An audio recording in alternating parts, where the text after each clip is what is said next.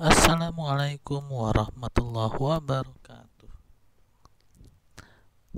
Ya, dengan saya Hasbi Asidiki, SEMESY, yang akan menjelaskan mengenai sejarah pemikiran ekonomi syariah atau ekonomi Islam. Nah, ini ekonomi Islam ya, yang saya ibaratkan dengan bangunan masjid.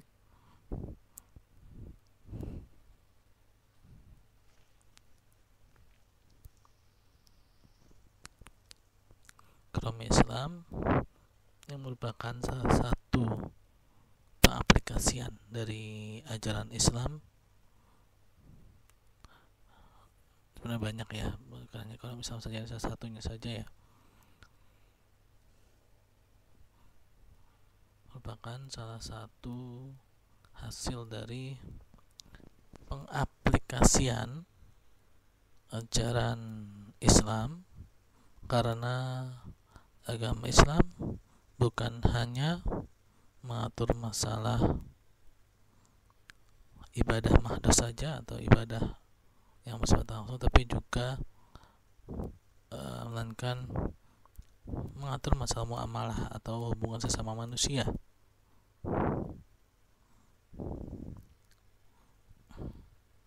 Nabi Muhammad SAW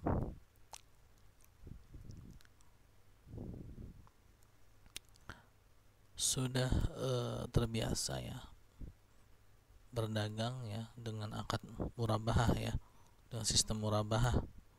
Sebelum beliau diutus untuk menjadi wakilnya Siti Khadijah ya untuk berdagang, Rasulullah sudah biasa berdagang dengan sistem murabahah di Makkah. Nah, ini Rasulullah SAW, Nabi Muhammad SAW sudah melakukan sistem mudharabah dengan modal yang berasal dari Khadijah sebelum beliau diangkat menjadi Nabi dan Rasul ya.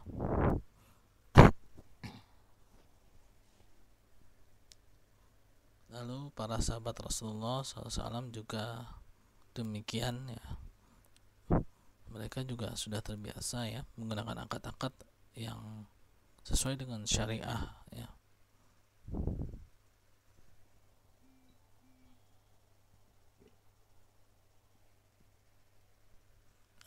Biasa menggunakan akad-akad yang sesuai dengan syariah.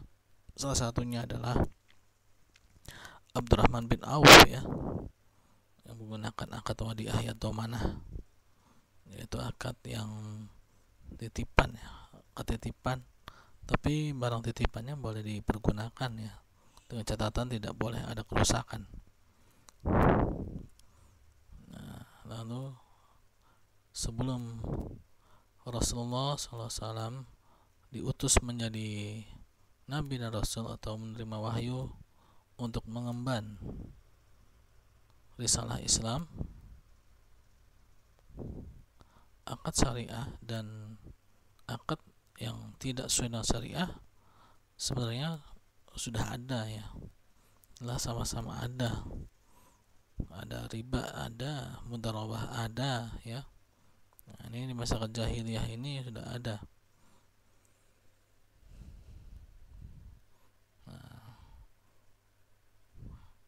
Akhirnya risalah Islam datang ya dan menghapuskan akad-akad yang tidak syariah tersebut secara perlahan-lahan ya. Secara perlahan-lahan akad-akad yang tidak syariah tersebut dihapuskan karena di situ ada proses pembelajaran ya. Contoh saja riba ya, yang Allah Subhanahu wa taala larang dengan 4 tahapan proses ya.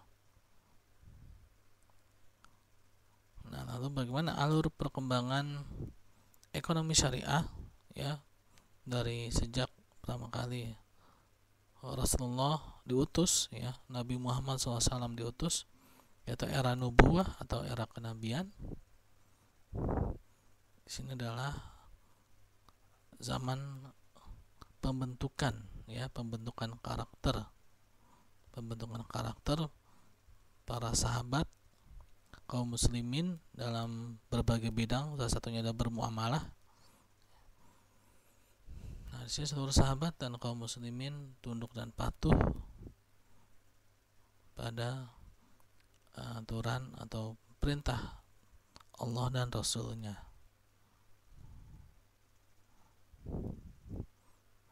Lalu setelah itu ada zaman Khulafaur Rasyidin, ya,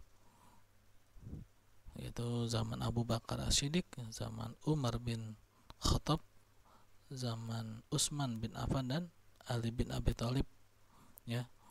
Nah, ini adalah zaman Khulafaur Rasyidin, yaitu zaman para pemimpin yang mendapatkan petunjuk. Nah, mendapatkan petunjuk karena memegang tali agama Allah Subhanahu wa taala. Ya. Nah, pada zaman ini Islam mengalami kejayaan, ya, terutama di zamannya Umar bin Khattab, ya. Terjadi kejayaan yang luar biasa di zamannya Umar bin Khattab, yaitu ekonomi mengalami kesejahteraan sampai-sampai daerah Yaman, daerah yang paling miskin ketika itu di zaman Umar bin Khattab, mengalami kesulitan dalam mendistribusikan dana zakat karena kesulitan dalam mencari fakir miskin, ya. Daerah yang paling miskin tapi kesulitan mencari fakir miskin. Nah, inilah salah satu kesejahteraan yang luar biasa di zaman Umar radhiyallahu anhu, ya. Sehingga daerah yang paling miskin dengan yang daerah paling kaya gapnya tidak terlalu jauh, ya. Tidak terlalu jauh.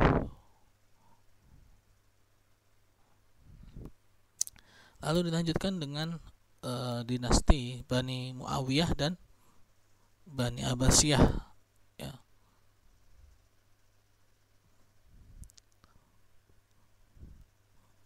Nah, ini dilanjutkan dengan dinasti Bani Muawiyah dan Bani Abbasiyah.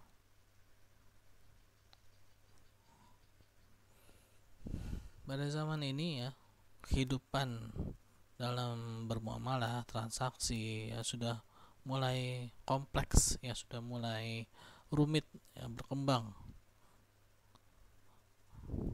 karena seiring dengan penyebaran agama Islam yang semakin meluas ke segala penjuru dunia ketika itu, ya. Nah, ini salah satunya adalah dengan munculnya lembaga Jihbis, ya. Lembaga Jihbis ini adalah lembaga yang akan menjadi cikal bakal perbankan pada saat ini, atau embrio dari dunia perbankan. Lalu pada zaman Bani Muawiyah dan Abbasiyah ini ada zaman Bani Mamluk, ya, Bani Mamluk.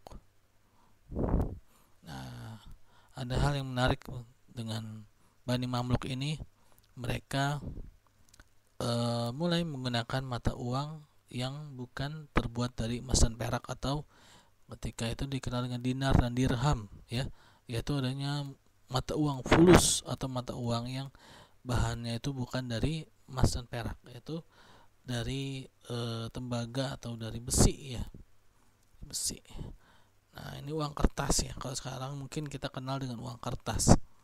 Uang kertas ini adalah uang yang nilai atau bahan pembuatnya ini lebih rendah daripada nilai nominalnya, atau nilai intrinsiknya itu lebih rendah daripada nilai nominalnya, ya.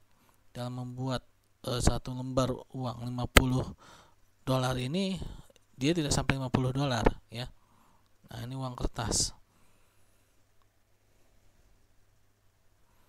Nah, mata uang kertas merupakan salah satu mata uang fulus, ya, mata uang fulus, karena dia bukan terbuat dari emas dan perak.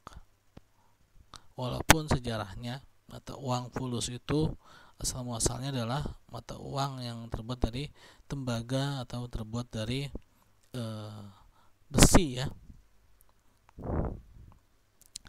Nah, peredaran mata uang fulus ini sebenarnya telah ditentang, ya, oleh Syekhul Islam Ibnu Taimiyah, karena Ibnu Taimiyah merasa berbahaya, ya, mata uang fulus ini berbahaya. Nah, Ibnu Taimiyah mengatakan bahwa mata uang yang kualitasnya buruk, ya, atau nilai intrinsik atau nilai bahan pembuat ini buruk, ini akan menyingkirkan mata uang yang nilai intrinsiknya atau nilai pembuatnya itu baik ya, atau emas dan perak. Kenapa? Karena masyarakat akan lebih cenderung melepas yang buruk itu ya, yang baiknya ditahan. Emas dan perak bisa-bisa menghilang ya, mata uang emas dan perak akan menghilang. Lalu munculnya lembaga perbankan ya. Nah, ini sejarah munculnya lembaga perbankan, yaitu ketika Islam mulai masuk ya ke daerah Sisilia atau Italia ya di Eropa, yaitu ketika Islam mulai masuk ke Andalusia. Nah, istilah bank juga muncul pada saat Islam mulai menyebar ke Andalusia. Andalusia itu di Spanyol ya.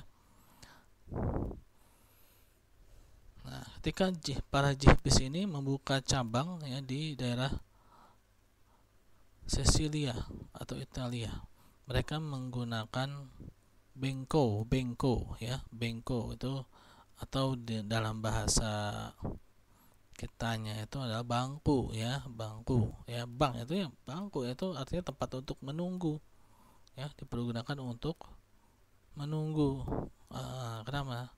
Karena lantai di sana itu dingin ya, karena awalnya itu di bis itu mereka itu seperti pedagang kaki lima ya, mereka tuh bahkan lebih di bawah ya, mengemper gitu ya istilahnya.